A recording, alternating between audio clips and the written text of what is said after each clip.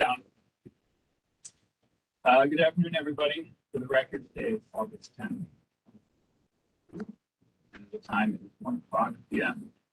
We are in the Arizona Department of Water Resources, located at 1110 West Washington Street, Suite 310 in Phoenix, Arizona. This is the time and place for the public hearing on the proposed management plan for the Phoenix Active Management Area for the fifth management period. My name is John Riggins. I'm the statewide planning manager at the Arizona Department of Water Resources, and I will be the hearing officer at today's hearing. Are you on the? Natalie Max, the main director, responsible for the management plans.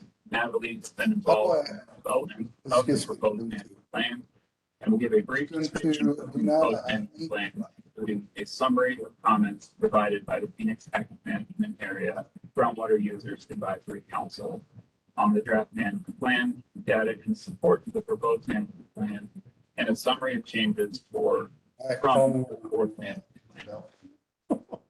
Also with me today in the department are Kelly Brown, Deputy Counsel, Maggie Martin, Management Plan Specialist, McKenna Wells, Management Plan Specialist, and Sharon Stanberry, Docket Supervisor. That's it. We have a more supportive present to record and transcribe what is being said today. So it is important for speakers to please speak up and speak slowly so the court reporter can accurately record your comments. If anyone has difficulty hearing me or a speaker, please let us know. For those in person, if you haven't already done so, please sign the sign-in sheet at the table near the entrance. There are also speaker cards on your table.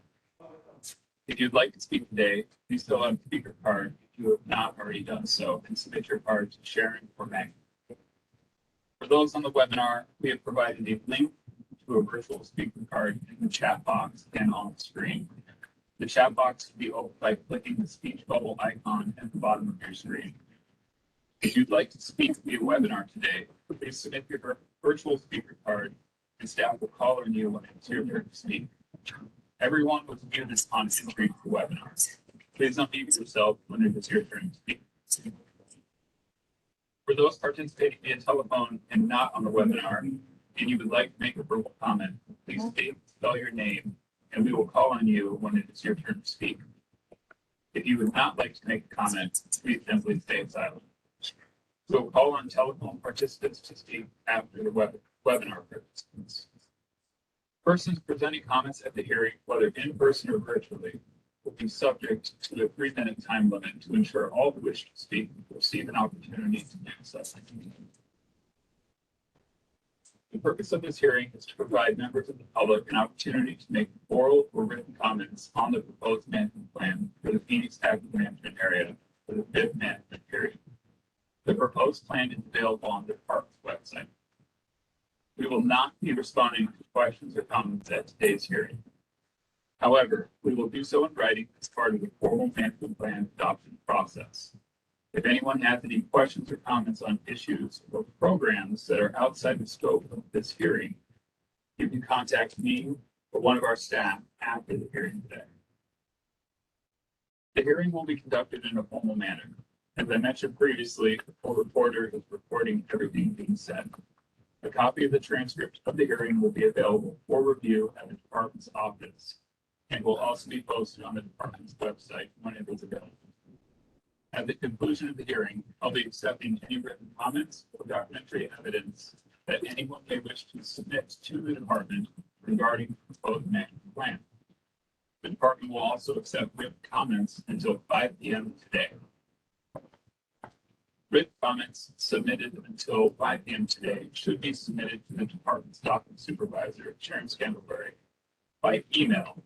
I'll spell her email SSCANTLEBURY@azwater.gov or fax at 602-771-8686. A copy of the public notice for Sharon's contact information posted on the department's website. Business cards are located on the table of community management.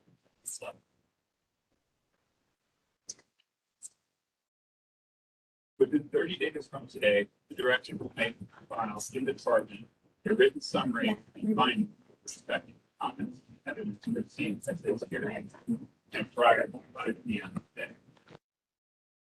If in the findings, the director decides to adopt the management plan, the director will make it file with the department an order adopting the plan pursuant to its findings. Notice of the order will be sent to all persons who signed the attendance sheet today and to all persons who submitted comments or evidence prior to the close of record. Please make sure you provide your physical email address to receive a copy of the notice. The director will also publish a summary of the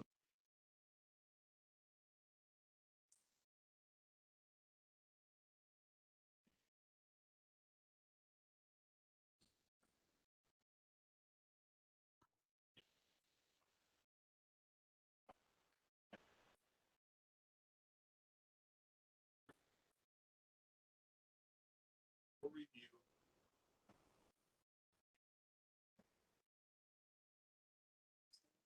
Next day for funding Yeah.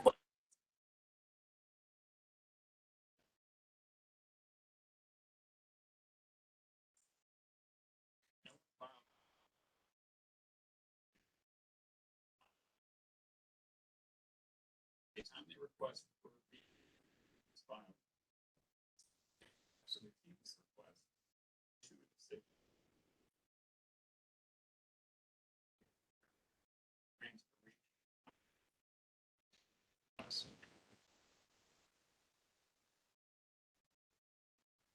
Any person may seek judicial review of the director's decision to adopt the management plan as provided in Arizona Revised Statutes, section 45-114, subsection C. Within 30 days after the plan becomes final, the department will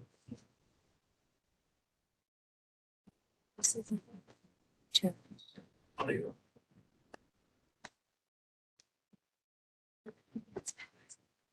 It's okay.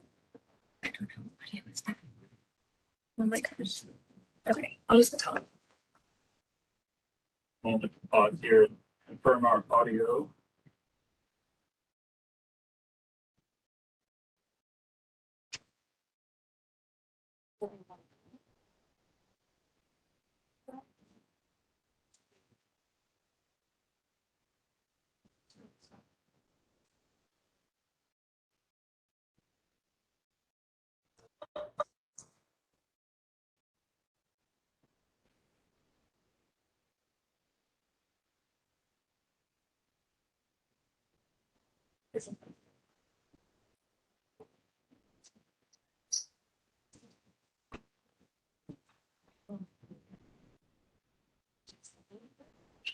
Just try to talk with you.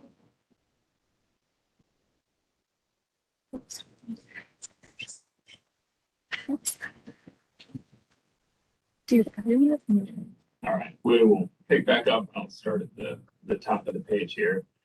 sounds very Any person may seek judicial review of the director's decision to adopt the management plan as provided in Arizona Revised Statutes, section 45-114, subsection C. Within 30 days after the plan becomes final, the department will mail notice of the conservation requirements contained in the plan to all persons who are required to comply with the requirements. Any aggrieved person may request an administrative review of the conservation requirement within 90 days after receiving notice of the requirement as provided by Arizona Revised Statutes, section 45-575, subsection A. A person who requires additional time to comply with a new conservation requirement may request a variance within 90 days after receiving notice of the requirement pursuant to Arizona Revised Statutes, section 45-574, subsection A. So now I will turn the hearing over to Natalie Mast, who will describe the proposed plan in greater detail. Good afternoon, everyone. My name is Natalie Mast, and I'm the AMA Director responsible for the management plan at UBW Ward. The purpose of this presentation is to present data in support of the proposed management plan and to provide a summary of comments made by GUAC members. I will also provide a brief overview of the contents of the proposed plan and the changes as compared to the fourth management plan. The management plans were established as a part of the Groundwater Management Act in 1980. The plan being presented today is the fifth and final in the series of plans established in the Act, and the conservation programs contained in the plan are designed to achieve reductions in withdrawals of groundwater. The initial draft of the Phoenix Active Management Area Fifth Management Plan was published in January 2022. From January to April, ADWR accepted comments and worked to revise the plan in response to those comments. The GUAC comments, which I will summarize shortly, were received during this time period. In July, ADWR published an updated draft incorporating many GUAC member and stakeholder recommendations. On July 11 and 19, a public notice was published in the Arizona Republic announcing today's hearing and opening the formal comment period on this plan, which closes today at 5 p.m. ADWR will publish written findings from today's hearing within 30 days and may adopt the plan at that time. As long as adoption of the proposed plan occurs within this calendar year, the conservation programs in the plan will go into effect on January 1st, 2025, and will remain in effect until the legislature determines otherwise.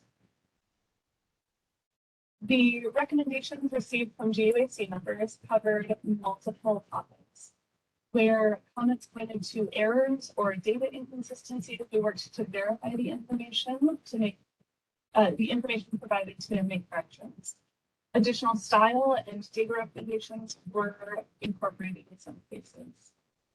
Some recurring themes in the comments from GUAC members included concerns about the proposed recharge and recovery requirement update and questions about fee yield. Regarding the recharge and recovery language published in the initial draft of the plan, ADWR did remove updates to that language in the updated draft that was published ahead of this hearing.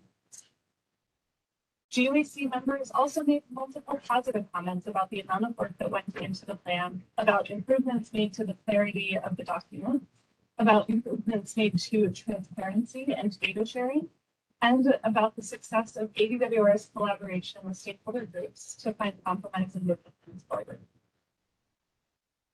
Ultimately, the GUAC expressed support for the plan and recommended that ADWR proceed with the promulgation of the plan, with the caveat that ADWR should continue to work to revise the recharge language, the updates to which were ultimately removed ahead of this hearing.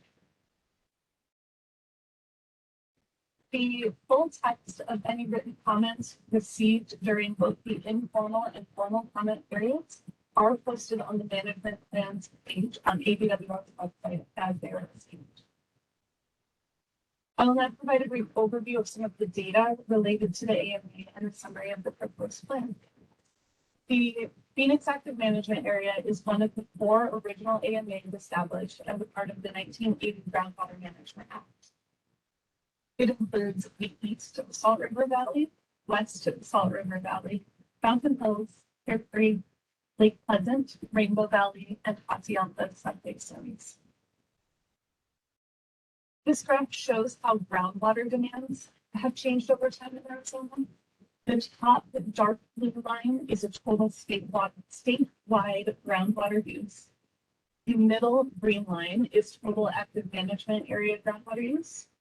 And the bottom light blue line is Phoenix AMA groundwater use.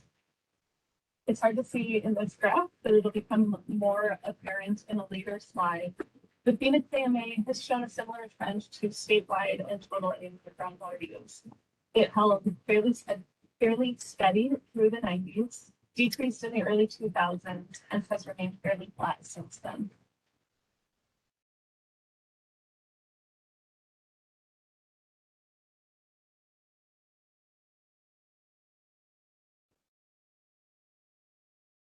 The graph on the screen now shows how water use is broken down by sector in the Phoenix AMA. The different colors represent the sectors. Gold is municipal, teal is agricultural, red is industrial, and dark blue is tribal water estimates. Notably here you can see agricultural uses declining significantly over time as municipal uses increase. Industrial use has remained fairly consistent over time, but is slowly increasing. Despite changes in the individual sectors and very significant population growth, total water use in the Phoenix AMA has been reasonably constant over this time period, averaging about 2.3 million acre feet per year. This graph shows the supplies used to meet those demands each year. The red line represents groundwater, the black line represents effluent. The blue line represents Colorado River walks, and the yellow line represents surface water. As noted earlier, groundwater use has fluctuated some over time, decreasing in the early 2000s and then remaining somewhat constant since then. There are the beginnings of an upward trend in groundwater use in recent years, though. The blue Colorado River water line clearly shows some of the history of that water becoming available and being utilized in the Phoenix AMA. But we do expect to see changes in the trend there as major policy decisions are made in the coming weeks, months, and years in response to challenges on the Colorado. The effluent line is also notable here, reflecting significant advances and investments in the utilization of effluent in the AMA over time. In the 90s, effluent use averaged about 99,000 acre feet. By the 2010s, it had more than doubled to an average of 214,000 acre feet.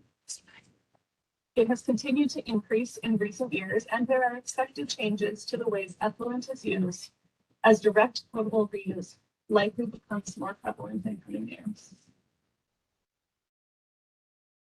Next, I'll provide some information about the proposed management plan and some additional data specific to some of the programs contained in that document. One of our major goals for the 5MP was to streamline these documents. Much of that streamlining could be achieved by referring to supplemental information, rather than including extensive detail within the plan. For example, rather than extensive and hydrologic conditions, we point to the most recent model report. This both allows the management plan to be streamlined and also ensures that the reader is directed to the most up-to-date information available. This was particularly important for the 5MP due to the indefinite timeline of the plan. By streamlining, we were able to condense the document from 11 chapters to 8 chapters. We also added an executive summary, which provides a brief overview of the document and helps to point the reader to additional detail throughout. The proposed management plan contains 8 chapters, many containing data, analysis, and background information. Chapters 4, 5, and 6 also contain the continuing mandatory conservation programs for agricultural, municipal, and industrial water users, respectively. These programs are designed to reduce withdrawals of groundwater. Another way we streamlined the document was moving much of the data online. Previous plans had extensive data tables printed in the document, but those tables were unable to be corrected if errors were found and could not be updated with additional years of data over time. The growth of online interactive tools has allowed us to move much of that previously static data online, allowing us to provide additional detail and to improve our transparency by making more of our data more readily available. In addition to interactive tools and downloadable data on our data page, we also published a comprehensive report, which includes a description of the aspects of safe yield, how ADWR analyzes those aspects, and the status of each AMA with regard to its management goal. We plan to present more information about this report at a future GUAC meeting. The result of these structural updates is a plan that is more accessible, easier to navigate, with data and references that will remain updated despite the indefinite timeline of the 5MP. In addition to the structural changes, the 5MP also contains significant updates to conservation requirements. In the Ag chapter, updates are broad and occur across 3 programs.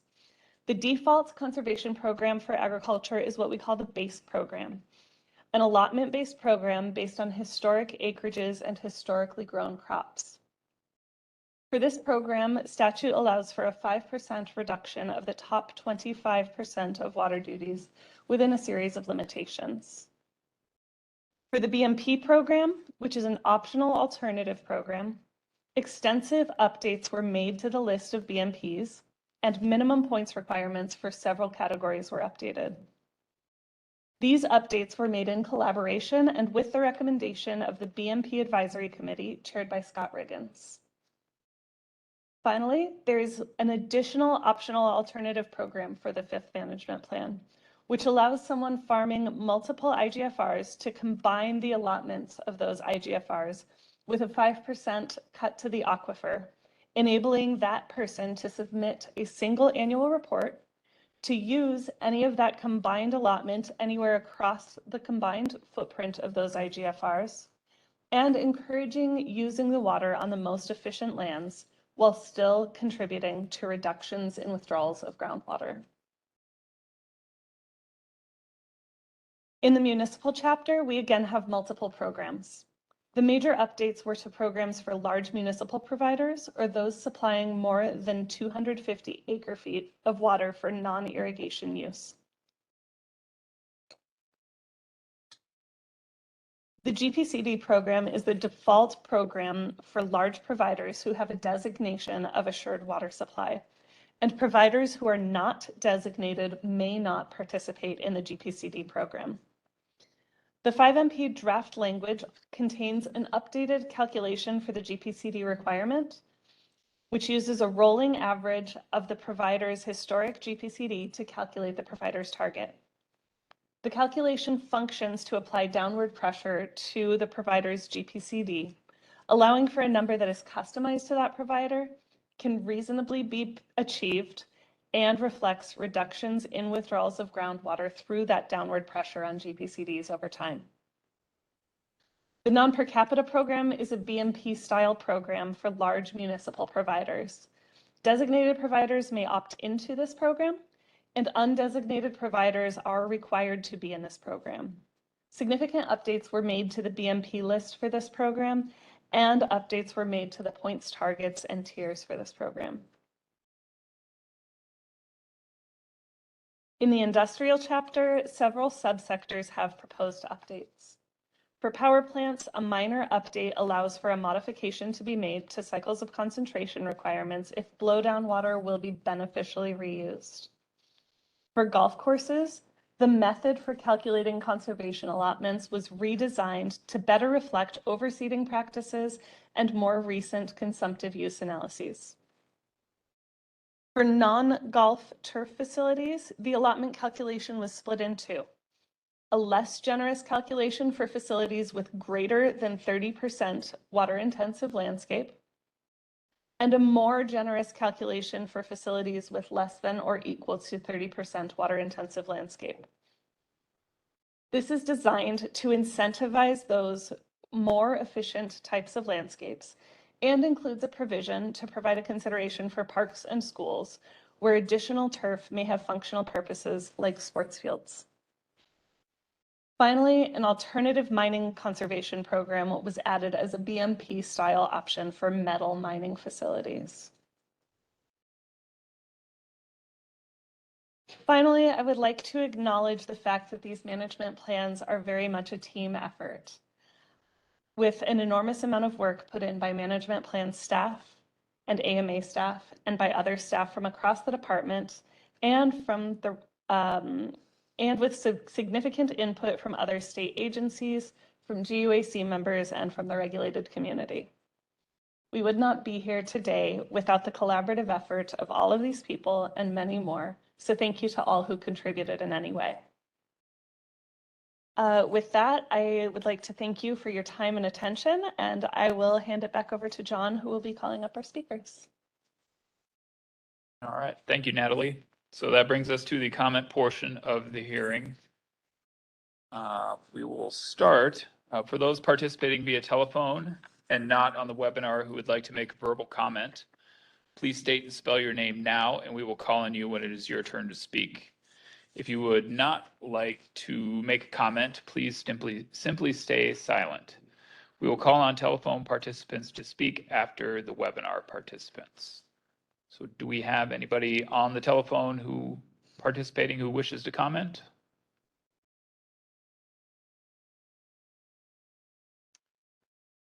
Hearing none, that will move us to the in-person speaker cards. Do we have any speaker cards? No person. No speak. All right. So let the record reflect that no one wishes to speak. No one in person has filled out a speaker card indicating that they would like to present comments on the proposed management plan. That moves us to the virtual speaker card. And it looks like we have one. So I will now begin calling the name of the person who filled out the virtual speaker card. If you're participating via webinar, wish to speak and have not filled out a virtual speaker card, please submit the form available through the chat feature on the web address you see on the slide. When I call your name, you may unmute yourself. Please state and spell your name, identify any person or entity that you represent, and then give your comments. As a reminder, there's a 3-minute time limit. So our first speaker, Mr. Warren Tinney. Thank you very much. The Arizona Municipal Water Users Association, or AMWA, would like to acknowledge and Warren, congratulate. if you're speaking, we can't hear you. Okay.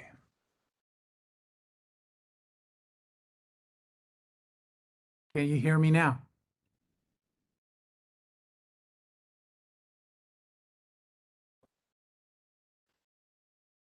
It's like they might be here.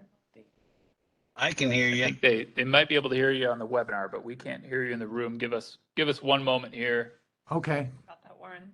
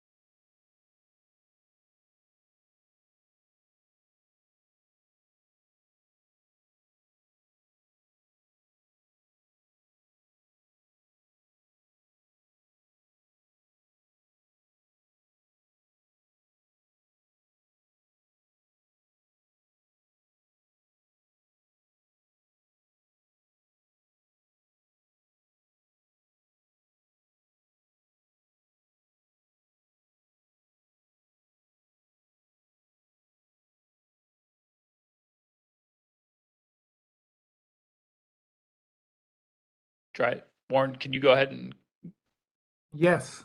Are you hearing me now? test your audio here? I see you talking. I can't. Can you hear me now? Thank you for your patience, everyone. We're troubleshooting this in the back right now. Hopefully we'll get it up and running here.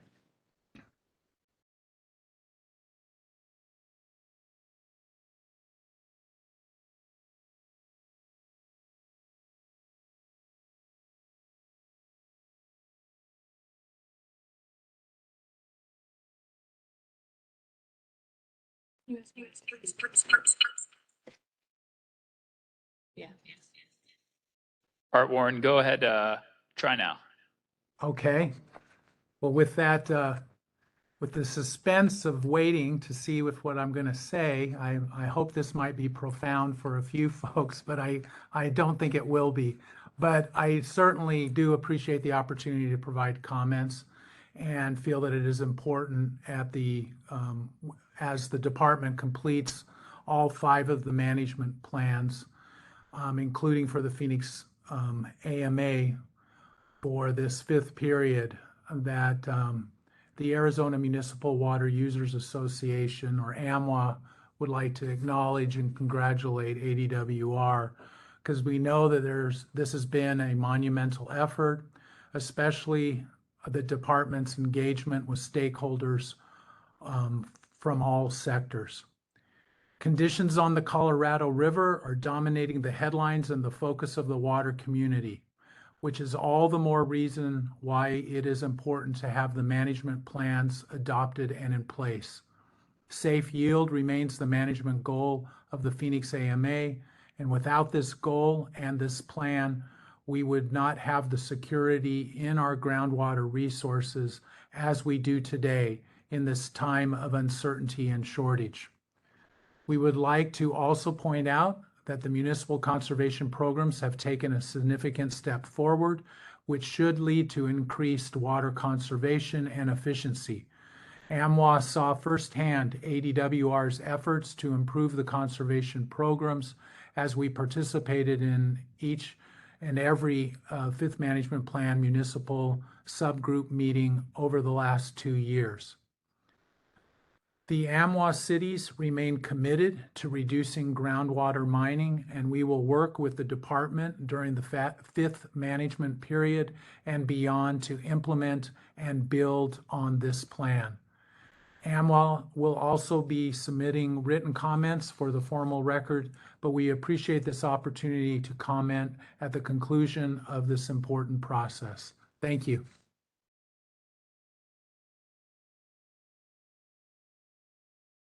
We have anybody else who submitted a virtual speaker card? Seeing none, let the record reflect that no one else is on the webinar wishes to speak. Thank you all for your patience here in person and online and on the telephone while we work through those technical difficulties. And thank you, Sharon, for your innovative ways to make that comment possible. I'll give one more call out. Do we have anyone on the telephone who wishes to speak? Okay, seeing none. Is there anyone in the room who wishes to submit any written comments or evidence that they have brought with them today? Let the record reflect that no one wishes to submit any written comments or evidence. As I mentioned earlier, written comments on the proposed management plan may be submitted until 5 p.m. today. If you'd like to submit written comments after the close of the hearing today, but no later than 5 p.m., please fax or email them to Sharon Scantlebury, the department's docket supervisor. Her fax number is 602-771-8686, and her email address is scantlebury@azwater.gov. Sharon's business cards with her contact information are also located on the table near the entrance if you would like one. This public hearing is now adjourned. Thank you all for attending and providing comments. Thank you.